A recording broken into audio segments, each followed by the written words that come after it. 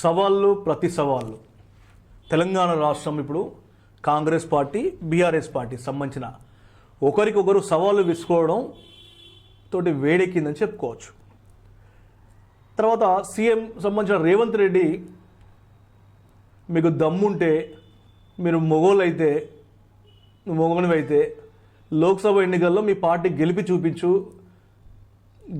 చూపిల్ని మీ యొక్క స్థానంలో అని చెప్పేసి సీఎం సవాల్ విసిరాడు.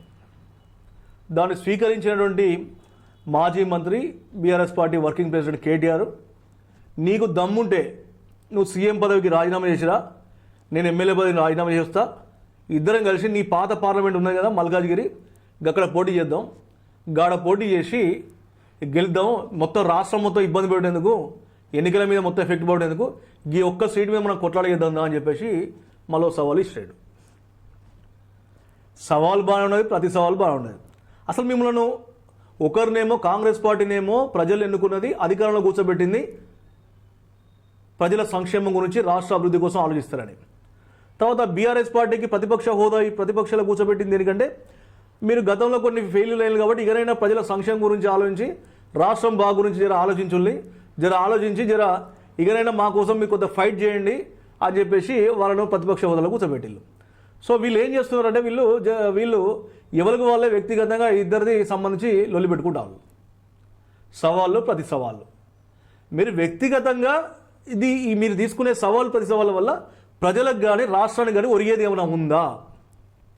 ప్రతి చోట చర్చ ఇదే జరుగుతూ ఉంది. ఇప్పుడు ఏ పార్టీని ఇక్కడ మేము బదనాం చేయదలుచుకోలే, కానీ ప్రతిపక్ష పాత్ర మీరు పూర్తి స్థాయిలో పోషించండి. అధికారం సంబంధించినటువంటి మీకు అధికారం కట్టబెట్టాలి కాబట్టి మీరు రాష్ట్ర ప్రజల గురించి సంక్షేమం కోసం మీరు పాటుపడండి. అంతేగాని సమయం వృధా చేసుకుంటా, ఒకరిపైన ఒకరు సవాళ్ళు ఇసురుకుంటా, దీనికి ఈ పార్టీ వాళ్ళు మళ్ళా ప్రెస్ మీట్లు పెట్టి వీళ్ళు ఇసురుకుంటా, మళ్ళీ ఆ పార్టీ వాళ్ళు మళ్ళీ వాళ్ళు ఇసురుకుంటా, సోషల్ మీడియా వేదిక మీద మళ్ళా యుద్ధం చేస్తాను. ఈ యుద్ధం వల్ల రాష్ట్రానికి కానీ రాష్ట్ర ప్రజలకు కానీ ఏ మాత్రము ప్రయోజనం లేదు.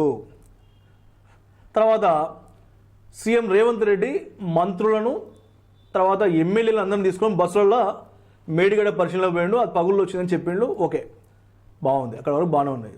అందరిని పిలిచినాం, బీజేపీలను పిలిచినాం, తర్వాత బీఆర్ఎస్లను పిలిచాం, కానీ వాళ్ళు రాలే అని చెప్పి ఆ రోజు ప్రెస్ మీట్లో చెప్పిండు. ఈరోజు మళ్ళా బీఆర్ఎస్ పార్టీ ఎమ్మెల్యేలను, మాజీ మంత్రులను అందరినీ కూడగట్టుకొని మళ్ళీ బస్సులు పెట్టుకొని వీళ్ళు కూడా మేడిగడ్డ పరిశీలనలో పోయారు. మేడిగడ్డ పరిశీలన పోయి వాళ్ళు ఏమంటారు, పలిగింది గింతంతనే కదా, దీనికి బాగా భేద చేస్తాలని చెప్పేసి వాళ్ళ మీద మళ్ళీ వాళ్ళు కూడా ప్రెస్ మీట్ పెట్టి చెప్పారు. ఎంత పగిలిందనేది కాదు, పగిలిందా లేదా అనేది వాళ్ళ వాదన. లేదు గింతే పగిలింది కదా, దీనికి మీరు దీన్ని అడ్డు పెట్టుకొని దాన్ని నీళ్ళు ఇత్తలేరు, అజ్జెత్తలు అని చెప్పేసి వాళ్ళు మాట్లాడతారు. సో మొత్తానికి రాష్ట్ర ప్రజల సమయం వృధా అవుతా ఉంది. రాష్ట్ర ప్రజల సంక్షేమాన్ని మీరు మరుస్తున్నారు. రాష్ట్ర ప్రజలకు మీరు చేయాల్సింది ఇది కాదు. ఈయనైనా రెండు పార్టీలు ప్రజల సంక్షేమం గురించి ఆలోచిస్తే బాగుంటుందని బహిరంగంగా రాజకీయ విశ్లేషకులు భావిస్తారు. ప్రజలు కూడా చర్చించుకుంటున్నారు. ఇక్కడ ఏ పార్టీని, నేను ముందే చెప్పిన, ఏ పార్టీని కూడా వెనకేసుకొచ్చేయలేదు, ఒకళ్ళు ముందేసేయలేదు. కానీ ప్రజల సంక్షేమం కోసం ఆలోచించండి. సవాళ్ళు బంద్ చేయండి. మీ పనులను పూర్తిగా నిబద్ధతతో ముందు వేసుకుని వెళ్ళండి. ఏదేమైనా రేవంత్ రెడ్డి ఆయన సీఎం, ఎవరు అవునన్నా కాదన్నా సీఎం. మీరు ఒప్పుకోకపోయినా, మీకు నిద్ర పట్టినా పడకపోయినా ఆయన సీఎం. సో ఆయన దగ్గర అధికారం ఉంది కాబట్టి ఖచ్చితంగా తన ఆలోచనతో, తన మంత్రుల బృందంతో ఖచ్చితంగా నిర్ణయాలు తీసుకునే అధికారం రేవంత్ రెడ్డికే ఉంది. ఆయన అధికారంలో ఉన్నాడు. ప్రతిపక్షంలో ఉన్న మీరు ప్రతిపక్ష పాత్ర పోషించాలి. ఇది బీఆర్ఎస్ పాత్ర. సో ఈ పాత్రను, ఇద్దరి పాత్రలు ఎవరు కూడా మరిస్తే మాత్రం ఖచ్చితంగా ప్రజలు మీ పైన తిరగబడతారు. ఇది నిజం. సో కాబట్టి ప్రజల ధనాన్ని దుర్వినియోగం చేయకండి, సమయాన్ని వృధా చేయకండి. ఇక ముఖ్యంగా బీఆర్ఎస్ పార్టీ వాళ్ళకి సంబంధించిన పార్టీ హయాంలో కొన్ని ఉచిత హామీలు, తర్వాత ప్రజలకు అవసరం ఉన్నా లేకపోయినా సంక్షేమ పథకాల పేరుతోటి కోట్ల రూపాయల నిధులను నీళ్ళలో పోసినట్టు చేసింది. సో వీళ్ళు కూడా ఎన్నికల్లో ఏం చేసిళ్ళు, వీళ్ళు కూడా హామీలు ఇచ్చిళ్ళు. సరే ఇప్పటికో 2 హామీలు అమలు చేసి ఇంకా కొన్ని హామీలు అమలు చేయాలి. రాష్ట్ర ఖజానా లోటుపాట్లు ఉన్నాయి అనేది బహిరంగంగా అందరూ తెలిసిన విషయమే.